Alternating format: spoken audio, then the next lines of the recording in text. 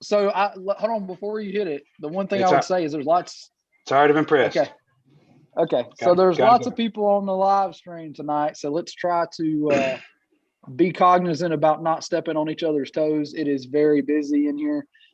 So we appreciate all you guys coming out. Matt and I may kind of take a little bit of a back seat just to get y'all's opinions and y'all kind of talking a little bit more. We'll lead the live stream a little bit along, and Rev is going to jump in and kind of moderate. And today's a pretty heavy topic. So if you guys are just joining us, we are Prepare Patriot NC. We have a couple of special guests tonight. We got Brian, Rev to the limit, Norris. We got Jody, the weapons junkie in the house, and then Kevin from Coyote Mindset, which is a local company. So all these guys have trained with us. We've trained with them. Good guys. We value their opinion and like just to have conversation and bring out some hard topics that guys get asked on occasion, especially if you're in an instructor role or a leadership role. You'll see these questions come up. And one of the questions that we've been kind of kicking around, I'm going to kind of turn it over to Rev and let Rev kind of kick out the question. And I want you guys to kind of go around. We're going to be fielding comments as we go, if we can kind of work them in from the people that are watching the live stream. Some of our guys will get on. They usually take a few minutes to kind of kick over and get kind of wound up and asking questions and stuff. Matt, before we take off, do you want to make sure you're recording it, and then also any dates coming up that we want to remind people of? Sure, guys. Thanks for watching. Zoom's recording. We're live on YouTube. So next week we have our version of concealed carry, comprehensive concealed carry, on May 1st. And then we'll be running our Prepared Pistol 3 class on May 15th. And then we actually have 2 Prepared Pistol 1 classes coming up. One is May 22nd, and then the next one after that is June 12th. And then the Sunday after June 12th will be another comprehensive concealed carry class. And probably one of the most exciting classes coming up will be our Prepper Med class in July. It's going to be July 24th. And it's going to be a lot of skills that you can't learn in most places, including suturing technique, IV access, practicing decompression needles, chest seals, oral airways, things of that nature, and also medications that you really want to have on hand if stuff hits the fan. So check all that stuff out, preparedpatriotnc.com, and we'll take it back to Eagle One. All right, Brian. So Brian has asked us a question, and we kind of had the topic laid out tonight. We were considering doing some lighthearted stuff, but I think at the very first we talked about it a little bit, decided, this is a big topic. Maybe we should jump right into it because it's probably going to take a little while to get through it. And the big question for tonight is the innate or the innate value of life, and why should it be defended? Or another way to kind of think of that may be as a Christian or as a defender of life. Sometimes we get a little bit of criticism about, if you love people, why do you carry a gun? So we're just going to kind of throw that topic out there and let you guys all kind of chime in with your thoughts and opinions on that. And let's just kind of see where it goes. Brian, you want to start us off, man? Sure. So I think that there are a lot of people that have some presuppositions or some ideas baked into whatever worldview they're living from. And so before we assume too much about whoever's listening, especially if we're asking them to listen to us well and listen to our perspective well, I'd kind of like to just build a bit of framework. So when you're talking about that first question, the innate value of human life, or why we think life is so valuable that it's wrong to fail to defend it or to seek to preserve it, or why I think that, and I don't want to speak for anybody else here. I think this comes from a core idea about the image of God in man. So what theologians called the Imago Dei, you find it at the very beginning of the Bible in Genesis 1:27, when God breathed into man the breath of life and he became a living soul. So I think that that is something that I would argue Paul talked about later is in the conscience of mankind. So I'm not going to talk too long here, but just I'll throw it out this way.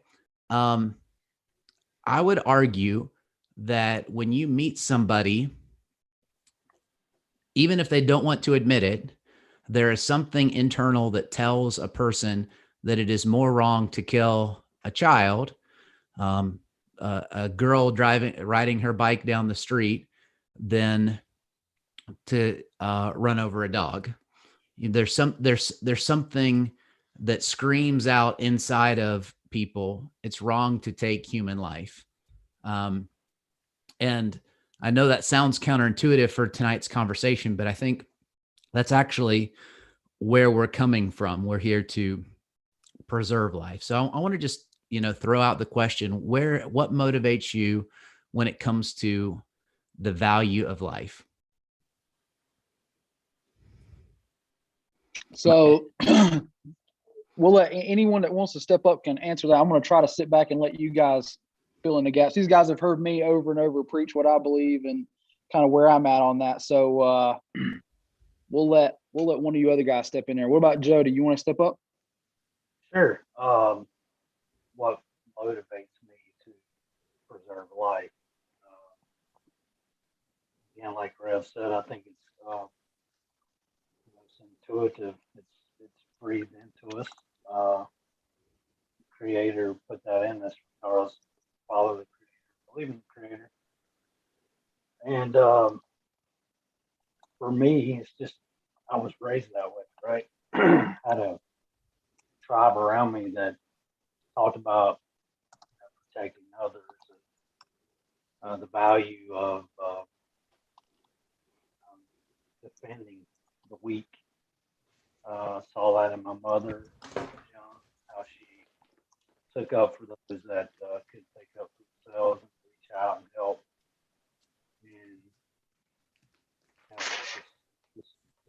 And that's part of me. And then it's also in my belief system and scriptural. I read it, and read the Word of God, and it backs up my belief that it's my responsibility.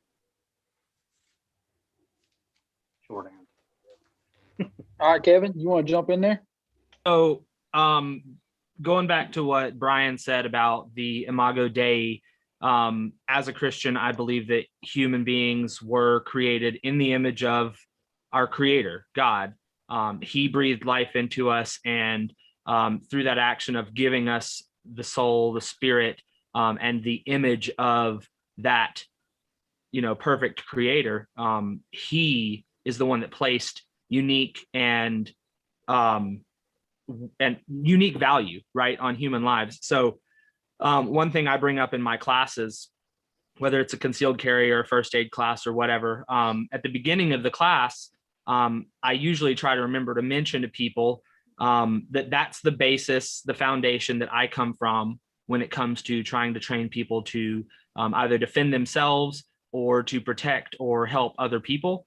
And, if you look in the New Testament, when asked, Jesus said that the greatest commandment was to love the Lord your God with all your heart, mind, soul, and strength.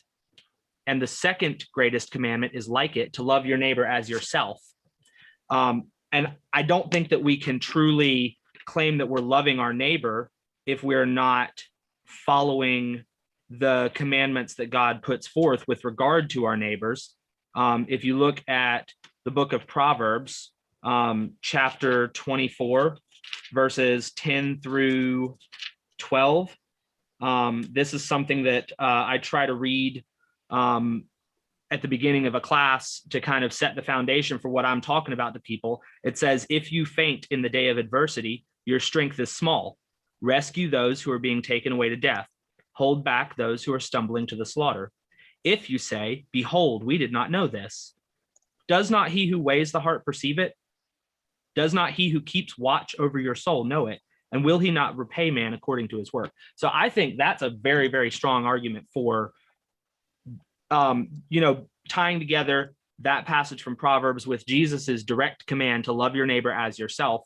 How can you love your neighbor if you're not willing to put your life on the line to defend him or step up and provide him the aid and support that he might need if he was in some sort of physical danger? And all that stuff ties together with spiritual danger as well. It's also talking about the aspect of Christianity where we are called to be in the world, but not of it, and to shine a light and an example and to spread the gospel, go ye therefore and spread this message. But I think that there's a physical aspect of that too.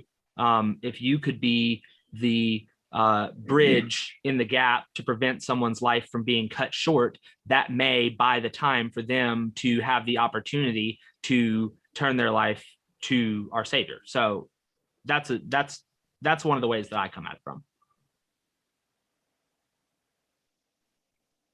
Gotcha. So when I'm thinking about this topic, to me, the old cliche pops into my head. Y'all, we've all heard the whole, you have the sheepdog and the wolves, right? So to me, it comes right back into that. We all are kind of built with this innate instinct that, our people, the guys that we train and the people we're with, we all have this innate instinct to protect others. It's a drive to be ready and willing to sacrifice everything to protect the loved ones, and even the ones that we don't know that are worth saving. So that's just, to me, I keep it very simple. It's very straight line, and it's the ethos. We're all protectors. That's what it kind of comes down to. Either you're a predator or a protector. Which one do you fall into? Sure. Yeah. The ultimate protector. You think about it. Yeah, I hope so. I mean, usually the ones that are predators are not in the training community so much. So, I mean, there's some, but not many. Sure.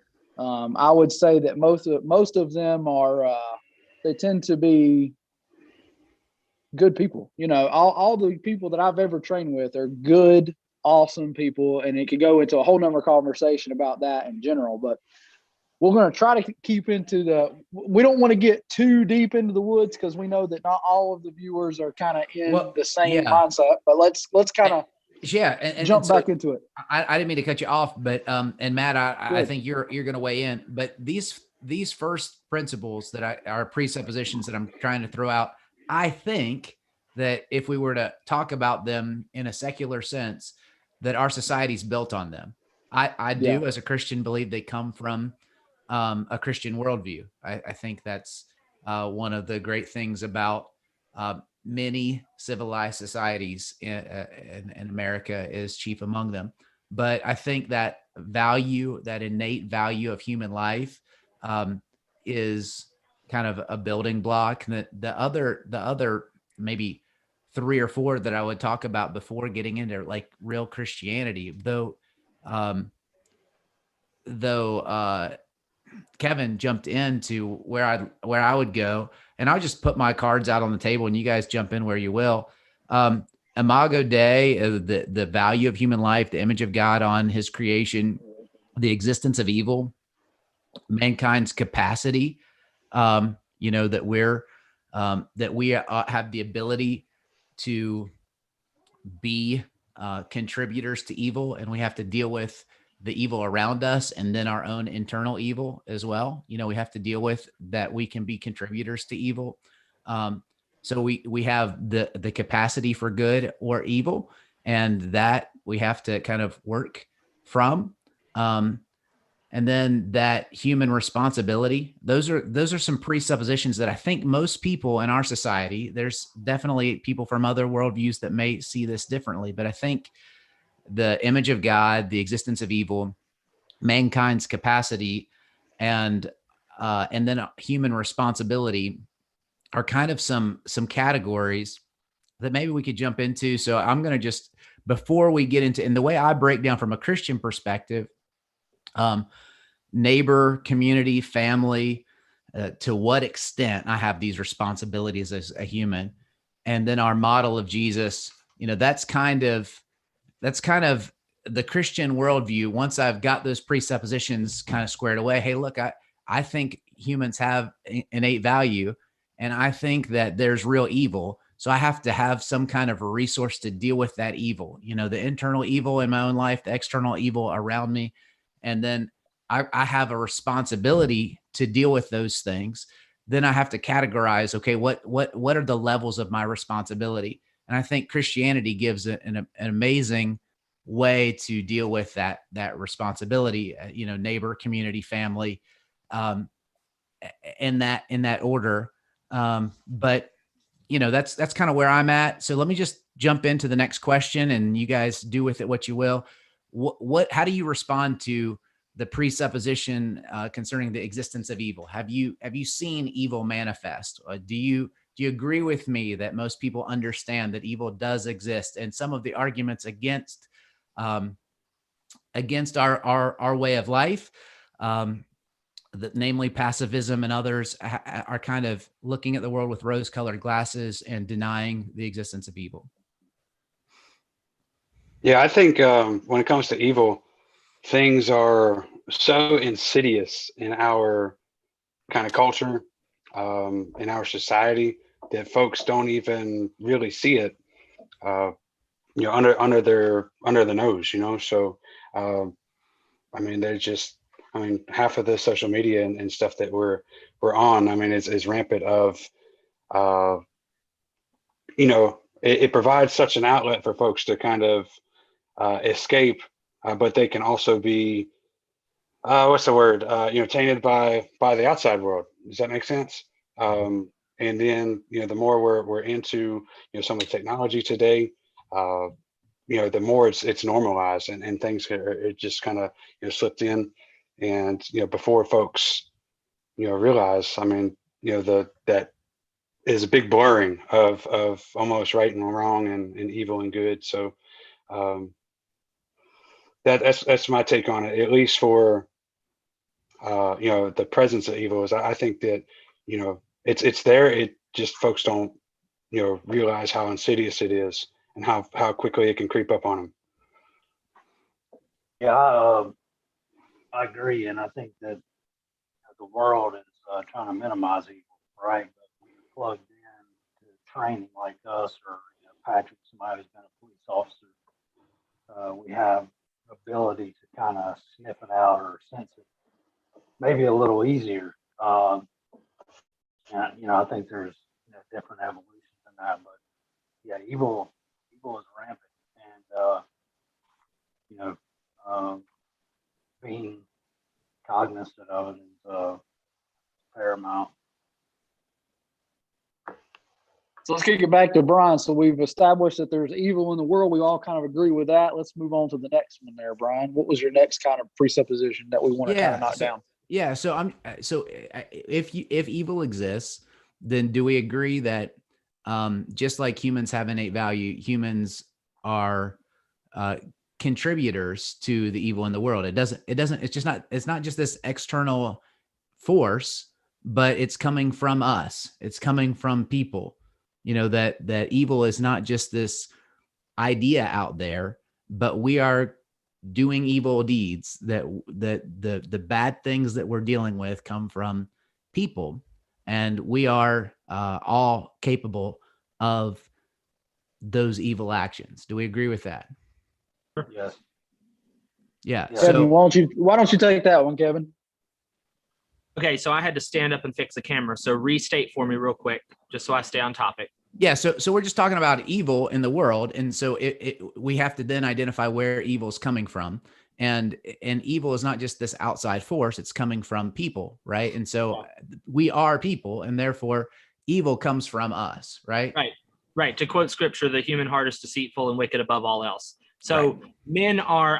I don't remember who said this, but I've heard someone state it this way, that the human heart is an endless idol factory, right? Yeah. But we're always generating new things to worship, to replace our creator who deserves our worship, because we know at the seat of ourselves, we know that there's something out there, but we have to rebel against that and replace it with something else. And a lot of times, I mean, ultimately replacing God with an idol is going to bring harm to the individual, but a lot of times it also has the added effect that it brings harm to other people as well. Sure. I mean, people hurt each other for all kinds of different crazy reasons. So with the current age of like moral relativism that people want to push, and the idea that It's not, there's not a defined right and wrong, but that different things are different varying degrees of good or negative based on the circumstances. We all know that that's essentially nonsense. But I was going somewhere with that. It's all right. We're all here with you still. Yeah. So you can try to paint things like morality is relative and that there's no innate black and white, right or wrong. But at the end of the day, we would all agree, and every sane human being would agree, that someone causing harm to another person in an unjustified manner is evil. The thing I'm going to say is, we're coming at this from our presuppositions, our background and understanding of scripture and of what God's commands for us are. And there are people who would try to tell us that we need to prove and give a defense for why we would want to be able to define something as good or evil, and why we would want to be able to defend innocent life. But at the end of the day, I want to turn that back around and say, you, pagan, atheist, materialist, naturalist, you need to explain to me why you should have any bearing on this situation whatsoever. If you are nothing more than advanced bipedal protoplasm in in a blind and indifferent universe that doesn't care, you explain to me why I should have to explain myself to you, right? But I think that at the seed of things, God's written his law upon our hearts, and whether or not we choose to rebel and reject and push back against the truth that he has revealed to us, at the heart of things, we all know, Adam and Eve ate the fruit of the tree of the knowledge of good and evil. The consequence of that is that at our base selves, we know the difference between good and evil, and we can try to reject that and push it away, but it doesn't make it go away. Yeah, and it's been blurred by our society and by our own rationalistic, kind of processes. But yeah, I agree 100% that we understand there's a responsibility. So I guess, sorry, I don't mean to jump in. Who's jumping in now? I was going to say, there's a lot of people on here that we know that's in the training community that, may have different views than we do. But I think, like, you're unpacking this, that defender and predator, the difference, right? And the moral right and wrong. And I'd love to hear direct questions as well from people, what they, if they're leaning towards the, why is it right to carry a gun if you're a Christian? Why is it not? So, sorry, go ahead. No, you're good. Who's next? Sorry. No. Yeah. So when we're getting to this, I'm just trying to make sure that we don't assume too much before we get there. So if we get into evil and we understand the existence of it and humans are contributing to it, I think we all have this kind of mindset that we say, look, I'm a good guy and they're bad guys.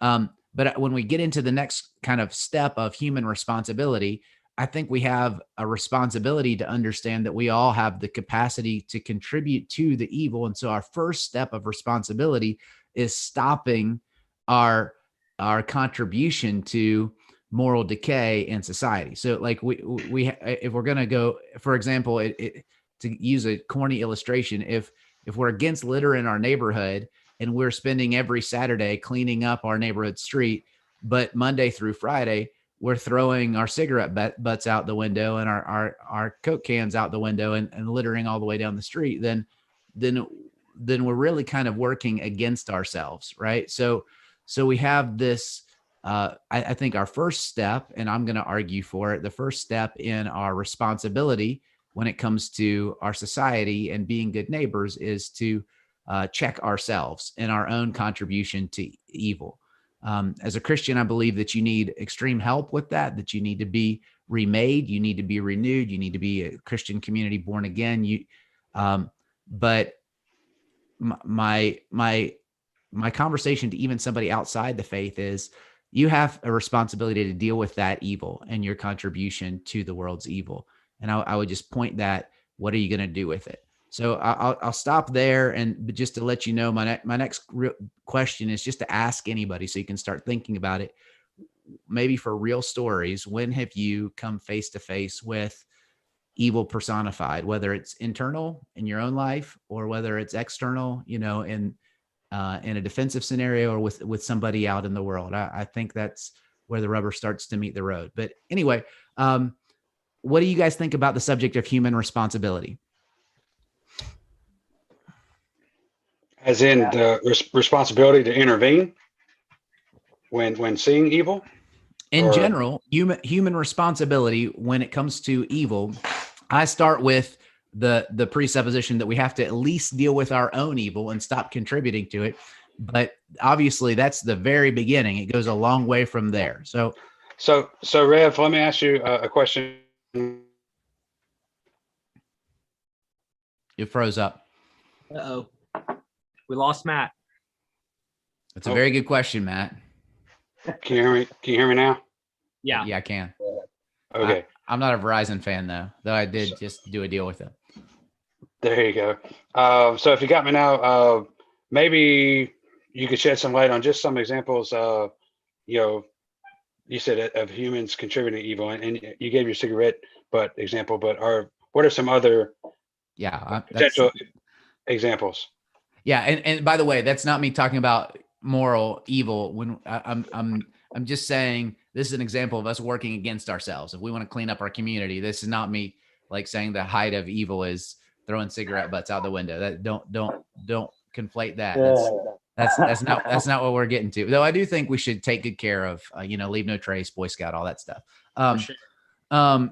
So yeah, but let me stop and just make sure that everybody has said what they want to say about human responsibility. Well, it's cliche, but that doesn't make it not true. The only thing that's necessary for evil to prosper is for good men to do nothing. So, yeah. Everybody's heard that and it sounds like, oh yeah, that's a cool bumper sticker or whatever, but it's true. If good men don't stand up and do what's right, and I don't mean necessarily just, whip out your smoke wagon and stop the school shooter, but I mean, if good men don't stand up and speak the truth. That's right. If good men don't preach the word, if good men don't live their lives as an example of Christ-likeness to others, and myself included, I am really bad at this. Anybody that's watching this live stream that sees me on a daily basis can attest to that. But the only thing that's necessary for evil to prosper is for good men to do nothing. So. Hey, Matt, can you put us on gallery view? Or do you know? Sorry, I just wanted to. Yeah, we're on gallery view. Are we?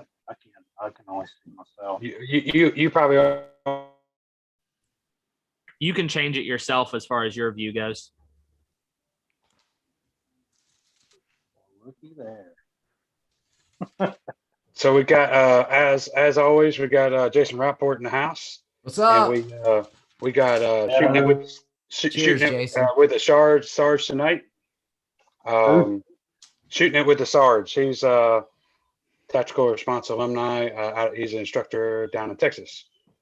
Nice. So Jason Rapport says you get in the gray area trying to be a white knight is a good way to get out in the pine box. For sure. Yeah. Yeah. I learned that in the shoot house. There's a difference between being a white knight, just to protect the truth.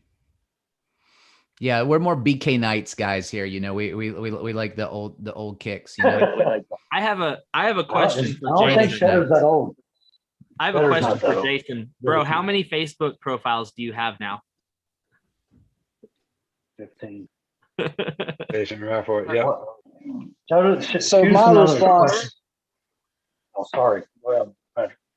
Can you guys hear me okay? Yes, sir. Yes, sir. Okay, I was on mute for a couple minutes there. Sorry.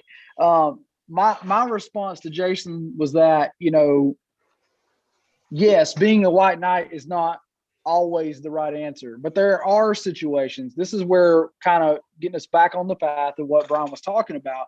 When you see evil personified, you know the right answer is to step in and do something. When you don't do that, you may win the physical fight there, Jason, but I don't know that I can win the emotional and spiritual fight after that if I don't step in. There are times when you have to make that call and you have to step in and do that. Well, and that's my opinion. We're all tactical response alumni here as well. We've all been taught that. So, yeah, and I think. I think that's perfectly dovetailed with human responsibility, right? Which is what we're talking about. How do we order that responsibility in our lives? I think Jesus's teaching does that really well. That's what I was trying to get to. But even if you don't see it that way, you have something that you have to find a framework to pragmatically deal with your responsibility to deal with evil in the world. Using Jason's illustration, what do I do? And I would say that maybe there are some situations that somebody would walk upon and you don't really know where the evil is coming from. You don't really know what's happening. So right. You don't want to make a bunch of assumptions. But what happens when I'm in my front yard and my next door neighbor is a little old lady and she's working in her front yard and I'm working in my front yard, and a group of, we'll say, young men come in and begin to harass her. And, before I know it, things have popped off in, 30 seconds. And she's being beaten in her front yard. And it's very clear. I've seen from start to where we're at. I see this little lady that's my next door neighbor getting beaten by 3 or 4 men in her front yard. What do I do? If I do nothing, I'm with you guys. I mean, I don't know. I don't want to speak for everybody, but I can't live with myself if I do nothing in that scenario. What about the rest of you guys? I hope that if I ever have to intervene, it will be that cut and dried. What's that? I hope that if I ever have to intervene on someone else's behalf, that it will be that clear. Well, I'm intentionally painting what I believe to be a clear scenario. Yeah, exactly. No, I'm right there with you. I think that your responsibility as a man to stand up against injustice is pretty clear. If the facts and circumstances presented to you are, make it obvious who the guilty party is or who the aggressor is. And I mean, this kind of stuff is even established for our context, North Carolina, common law and statutory law. If you look at the laws regarding use of force in self-defense, it's pretty based in a biblical worldview. And there's a reason for that. There's a reason that our society has been so prosperous up to this point, and a reason that things have worked so well the way that they've been set up. Because if you follow God's law and God's standards for justice, there are natural blessings that come along with that. Common grace. Absolutely. Yeah. So obviously scenarios, but I don't want to make an assumption there, because I know a lot of people that say if it's not their personal family and it's not their yard, they're not involving themselves. I know people that would make that line, but I would say we have to make a argument in and of ourselves before and this is a proverb: foresee the evil and hide yourself. In other words, don't plan at the moment. Make a plan before you get into a situation, what your response is going to be. Somebody's talking about muscle memory. They're talking about, this is a natural reaction that they're going to go through. If you think about those things on the fly, you're likely not going to do what you would have done if you had a plan in place. So human responsibility, I would go back to what Kevin talked about to begin with. I think the first level of it is, is the neighbor conversation in Jesus' teaching about when his disciples asked him, what do we do? What's the greatest commandment? Love the Lord your God with all your heart. Love your neighbor as yourself. I'm paraphrasing, but that that neighbor idea, who is our neighbor? This biblical question, who is your neighbor? Who do you have a responsibility to from the worldview that Jesus taught? I would argue that those that you encounter in your life, in your sphere of influence, everybody is your neighbor. Yep. The image bearer of God is your neighbor. That's right. I mean, I'm not a preacher. Preface here. Just read the Bible a little bit. Yeah, you are. Okay, fair enough. I think the reason that the second commandment is to love your neighbor as yourself is because if you are going to love anything besides God, you should love that which has God's image on it, because you're loving a reflection of God. So, the greatest thing for you to give your love to is your creator. The second greatest thing for you to give your love to is the reflection of your creator. Mm-hmm. Yeah. So, I mean, the innate value of mankind is a presupposition that I'm holding to, but but it is being undermined in our society. There's a reason why I start with that. My point is that you have to build a reason. Why do you want to preserve life so much? Why for the rest of the training community? Where is that? I'm not saying they don't have a reason. I'm saying, what is that reason built upon? And for me, I think this is a very strong foundation that will help us go farther and help us go as far as we need to go. The next level of human responsibility is community. John 13, Jesus taught. If somebody wants to look at verse 35, you can, but he says very clearly. You want to do that, Kevin? And we can do this without looking at scripture, but I mean, you want me to read it? Sure, if you'd like to. John 13:35.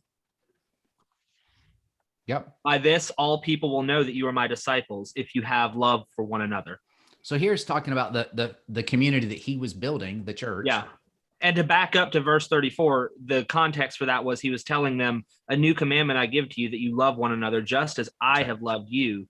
You also are to love one another. Right. So this is the same conversation. I'm not just jumping around. It's the same conversation that we're in, that you have this responsibility to your neighbor. And then he's letting people know how people will know that we are truly following him, that we're his disciples. Right. And it is that we have this community that we're loving everybody that we encounter, but we have an over and above kind of brotherhood, this kind of care for those that are our direct community. Yes. And he compelled us to organize and have a higher level of responsibility to a group of people that were in our direct sphere of influence that we chose to take responsibility for, And so I think that's a clear path to, okay, I have responsibility to deal with evil in my own life. And then in the world around me, I can't deal with the whole world. So how do I bite this off and chew it up? And I have a responsibility to those that I directly encounter. I have a responsibility to a community that I choose to encounter and have responsibility with. And then he goes into, I think, family, which I think a lot is built on the principle that we see in the Old Testament that's carried forth in 1 Timothy, that the man that doesn't provide for his family is worse than an infidel. He's not a true believer. He's somebody that's not, he's pretending to practice the faith. And the word provision there is a robust word that doesn't just deal with, a roof over their head and food in their belly, but it's to care for their whole being, their whole soul. And I think this definitely compels fathers to, if you're willing to see your family beaten, if you're willing to stand by and not protect them physically, God says you are an infidel. That's a strong statement that you're not my follower if you're a pacifist. And so that's a I'm saying this strongly, but I think that it is a strong case. Yeah. Yes, go ahead. Well, and to provide some, what is this? Cookie dough? Oh my goodness. To provide some like case law for this and some historical context, if you look at history, while the Christian church was providing for and caring for the needs of the orphans and the widows, pagan cultures all over the globe were sacrificing their children to the false gods of fertility and prosperity. And there's a stark contrast between those worldviews. And if you look at our culture today, that's clearly what's happening again. It's just under the guise of sanitation and healthcare. Not to get this off the rails on that. Sure. Yeah, and I feel like I'm probably talking more than I'm intended to. So please, this is y'all's show. Matt, Patrick, what do you have to say?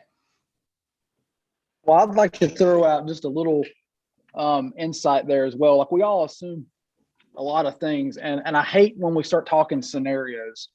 Okay. Because scenarios can be so deceptive. Hey.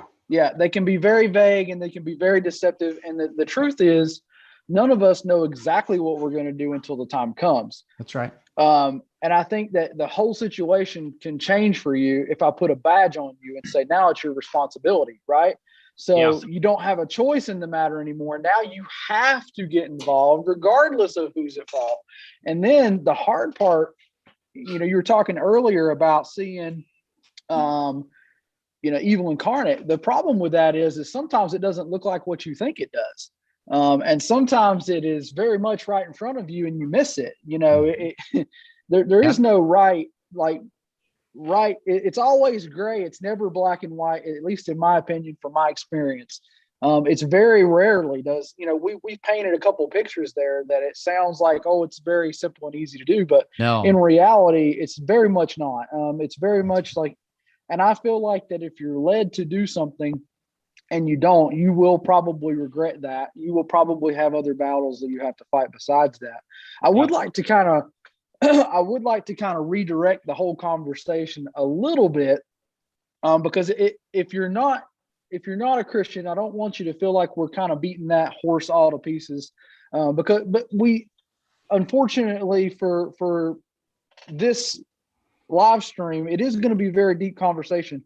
We kind of warned you that from the get-go, and it does kind of stem from our beliefs, and it stems from our way of thinking and our moral compass. So, if you have a different moral compass than we do, obviously that, you might not agree with everything we're saying, and that's okay. We're open for conversation. That's right. I have heard a couple of other people kind of chime in a little bit. Jason has thrown out some stuff that was kind of scenario based, that I would like to kind of point out. He said, I'm 360 pounds, tattooed, shady looking dude. You see me getting jumped. Are you going to jump in to save me? And immediately, there's so many things that run through your head in that scenario. It's like, well, you want to defend the defenseless, right? You want to help those that can't help themselves. And that's in everything. Like, I hope that people take that as a general guideline, as in not just, I want to save someone's life with a gun. It might also be that, hey, you help that person who's financially struggling, or, hey, you help that person who's hungry. Right. You can take this many, many steps down the road. That's right. I don't want to get too deep down into the ethics, because we could talk all night just on a couple of those little points. But I do think that we run into a lot of, and I kind of want to say this too, because it is a little controversial, and damn it, I'm a little controversial. So I saw Jason make a statement a minute ago that I think is going to hurt some feelings, and it might even bring up a little hate. Some people might not like what I have to say here, but I'm going to say it. He actually said some of the worst people I've ever met sit in the front row on Sunday. And I would agree with that. I've been to some places where I've met some really not good people that wear the cloak of being good on the side of good. So I don't think you can judge anything by how it looks or how what your perceived notions are. I think that if you're following your conscience and your moral compass, you're going to make the right decision.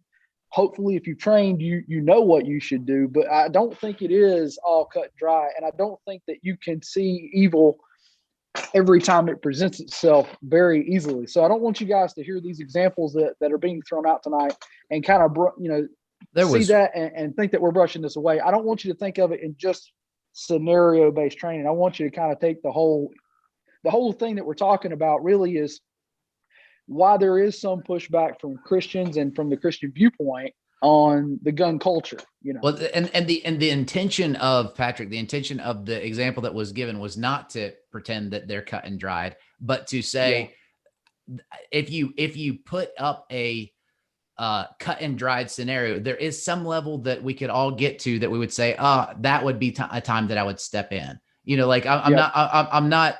I was trying to not get in the weeds. I'm trying to put some pristine, unlikely to happen kind of situation, just to say all of us probably have some time that if we didn't respond, we would have trouble looking in the mirror. That's absolutely. And Right. and to the church thing, I am the first person in line to say, my goodness, the church is filled with corruption and in desperate need of reform. And I think that the best way that we can work on that is to make a distinction between what it is to follow Jesus and what is called Christianity and the world. But that's I agree 100%. Like, I don't like to be called a pastor because of it. And I'm having to work through that whole thing because in my experience, lots of pastors are not good people, you know, and lots of people on front pews and deacons, you throw, that's just the reality. We're evil internally is what we started this conversation with. So, I mean, I just want to amen Jason. I don't want to try to say it's not true. And I like where you're going with that is I think that in the right scenario, in the right situation, all of us have the ability to perform evil. If you don't think that that's true, you've not been out in life very much, in my opinion. Mm-hmm. And I think that you're hitting on a lot of topics. And listen, I don't want you to feel like I'm beating up on you at all. But because it's not that, and it's really difficult not to have this conversation get a little bit in the weeds. We kind of knew it was. I mean, we've been in this for 46 minutes, and we're just touching on it. Really, I mean, we could talk on this for hours and hours, each individual little part. Jody raised his hand, by the way, a while back. I can't see Jody. I can only see who's talking on mine. So I just want to say, and I can speak for I think all of us here because I know us all. Just we're not saying because you're not a Christian, you're not a protector. Number one, I want to get that out of the way. Yeah. Number two, you know, you have to work out your own salvation through fear and trembling. Number three, we love most everybody I'm seeing in this chat. I call brothers. I love them. You know, right. So our answer to Jason is absolutely. Sorry, I didn't mean to. But our answer to Jason is, would we jump in and help him? Yeah, he's our brother. We know who he is. So like, you know. Well, I think the context was if you didn't know him, right? And you were just going by looks. So he's trying to throw out that whole gray thing there, and I get what he's saying. Sure. But that being said, too, you've been role playing too much. Yeah. Maybe we've been role playing not enough. You know. Probably. I also would like to point out though that I will give a little bit of example without trying to get too much into the weeds, but I have been treated better by those that don't count themselves as Christians sometimes than I have been as those that say they're Christian.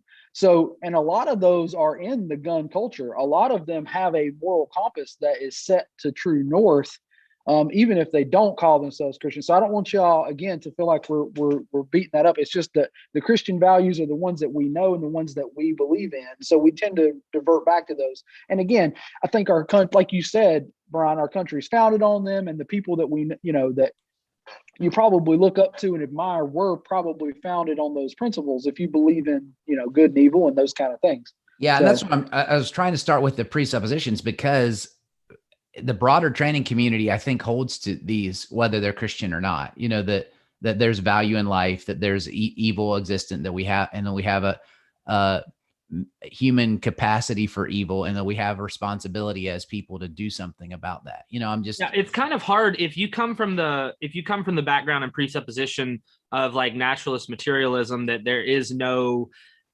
innate meaning to anything. It's kind of hard to justify centering your life and your career around people being able to defend themselves from evil. You know what I mean? So that's kind of a central theme. There are a lot of people who would verbally reject God, that would verbally reject the teachings of Scripture and stuff like that in this industry. But at the heart of it, a lot of them still hold to those principles by default, because otherwise they wouldn't, like, why would they do the thing that they're doing, you know? Well, and that's their conscience that's bearing witness to these things are, like you said, true north. These are like, hey, there's a right here, and I intuitively recognize that. Right. And I think God baked that into them. If they don't want to see it, then that's okay. It's not what anyway, it's not okay, but it's their choice. Choice, free will. So, from family, I said that there's we have as fathers and as men, but as people that lead homes, we have this responsibility to provide. This provision is a big word. And then the question is, to what extent do I have this human responsibility to my neighbor, to my community, to my family, right? And that's where Jesus' teachings really hit home, because he takes that idea from John 13, and in John 15, we see this idea that the greatest love, the greatest way that we can show this love to these communities is when a man lays down his life, when he's willing to pay the ultimate price. And then Jesus models that in his own life in John chapter 10, when he's saying, look, no one is taking my life. I'm laying it down.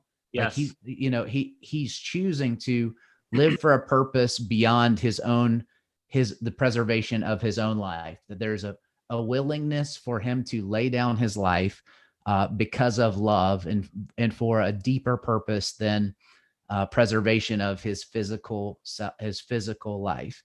And then in 1 John chapter 3, verse 16, we're taught as Jesus followers that if we're going to follow him, that we too must be willing to lay down our lives in this same way. And so I'm trying to briefly summarize that there's this thing that teaches us to be willing to lay our lives down for a purpose. And that purpose is the preservation of the valuable lives that we've chosen to claim responsibility for. Now that's a whole, you're going to have to answer the who of that. I'm trying to give the big bucket framework of community, neighbor, community, and family. I'm not trying to get into the scenarios in the weeds. You guys are welcome to do that. But the point is, we have a responsibility, and we've got to suss out what we're going to do with that. And I think that that's my opinion. Laying down your life, or the willingness to die for good is an important principle in this conversation. I think it should be an important principle to both Christian and non-Christian, but for me, Jesus' teaching is incredibly compelling in this regard. Thoughts? Whoever wants to step up, take that one. Well, go ahead. Yeah. So John 15. Say, oh, go ahead. Sorry. no, go ahead. Kevin, go. Okay. I don't know if we hit this one already, but just to piggyback on what you just put through there, Brian, John 15:3, greater love has no one than this, that someone lay down his life for his friends. I mean, that's it. Yeah, that's all I was going to say. That's to what extent? That's the first one that said there, and then Jesus modeled that. Absolutely. Yeah. So Jody, what did you want to say, brother? No, I was just saying, the questions you guys have been brought to the forefront for you from Matt. Being a Christian, but yeah, you're in the training community, or you carry a gun, or whatever. I think I thought we were going to kind of dive into that and give that a little bit of information to just help, if that's where that pushback's coming from, and how to maybe answer that from a standpoint, either if it's somewhat secular or Yeah. scripture to support it as well. If that's, if your pushbacks come from, say, a church member or whatever. I mean, we've already discussed. We've already discussed it could be a sliding scale of evil. From it happens kind of right in front of us and we don't know it to, hey, it's full on, it's here and it's in our face. So being prepared for that continuum is one of the things that I would suggest. So obviously all of us here on a daily basis carry a gun, but we hope we never have to use it, right? So Right. none Wait, of you us guys want have guns?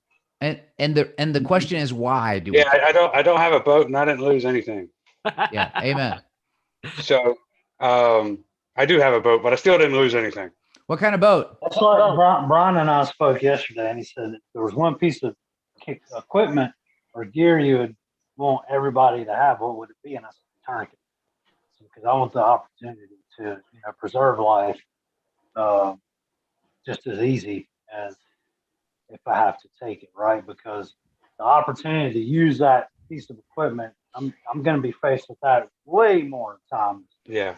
in But my you lifetime. need to be prepared for that continuum, right? Right. Just like we discussed in classes, if you're going to carry a tool to induce trauma, you got to carry tools to relieve trauma, and Yes. and the likelihood of rolling up on something that doesn't involve a gun is super, super high. I mean, I just coming home from work today, I came to a traffic light, go to turn right, I look left and I say, oh, there's a car laying on its side in the middle of the road. Of course, there was, all kinds of emergency vehicles and everything there, but just our daily encounters with, physical trauma, not of, totally, violence related and gun related, is high, Yeah, just last week, one of our fellow alumni in another state, responded to somebody on a motorcycle accident with a severed leg and applied a tourniquet. I mean, that kind of stuff happens way more than shootings. So I want to jump in back and get us a little bit back on topic. I want to answer Jody's question. I think kind of Matt missed the question there a little bit. So the questions that I kind of get are the thoughts that kind of come to my head that are being asked. As you kind of said, Brian, the big thing is there's either those people that are very pacifist that feel like that, oh, well, God will protect me. Why do I need a gun? It's kind of like that same mindset of, if you're a prepper, why do you keep putting all this food back whenever God says he will provide for you and you need not worry? It's all those same kind of, that's the real conversation that I end up having most of the time with other Christians. It kind of comes into that mindset versus they forget that whole Bible verse where it was like, be like the ant where you put back for the, rough times as well. It's almost like they forget that God gave him a brain to think about stuff and be prepared and to be able to handle those situations. Can not I just share a that he's little gonna related provide. story? I would definitely love to arm you with some, scripture for that as well. I'm sure you have, but Luke 22, when it tells us disciples to, if they don't have a sword, go buy one. There's just other examples. People say, well, you shouldn't kill. No, it's that you shouldn't murder. And then it talks about in Exodus 22, if a thief is found breaking in and is struck so that he dies, there shall be no blood guilt for him.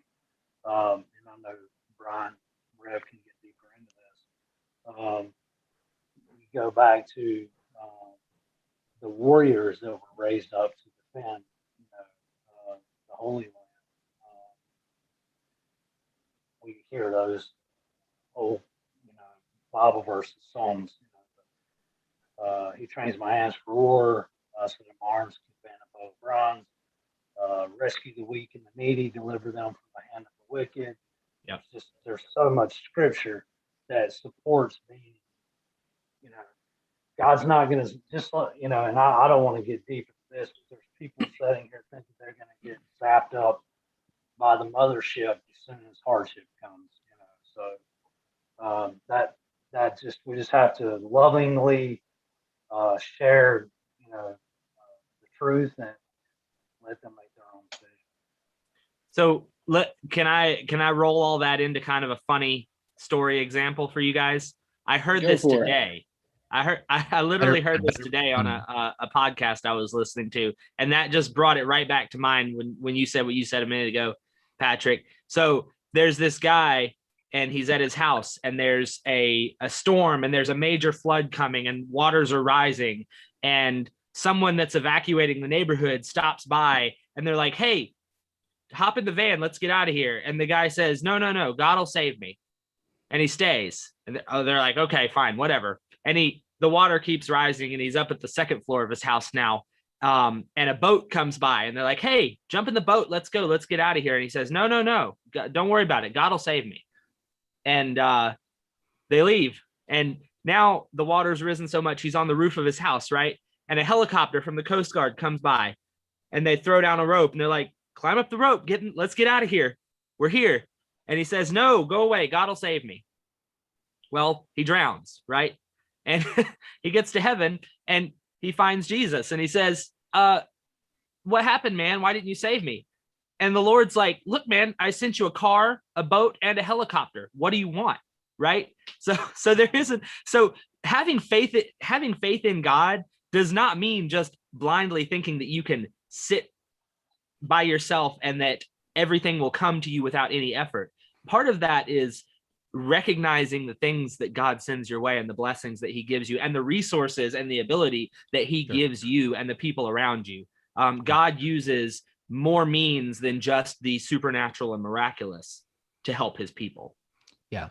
And this is the exact conversation I was hoping you guys would get into with human responsibility. That's it. I mean, the same people. So that same person that comes to you, Patrick, is not saying, "I'm not going to take my family to the doctor," or "I'm not going to work to, pay the bills," or I'm going to just, I'm going to pray everything away. That sounds like some stuff you'd hear in a cult. But it's really, Brian, that's what astonishes me about the whole conversation is typically they're not that way about everything else. That's right. They're not that way about like, "Oh, I don't buy food. I just let it, I go eat what God puts in the backyard," or I don't work because God's going to provide for me. It's not that. They'll go do all those things.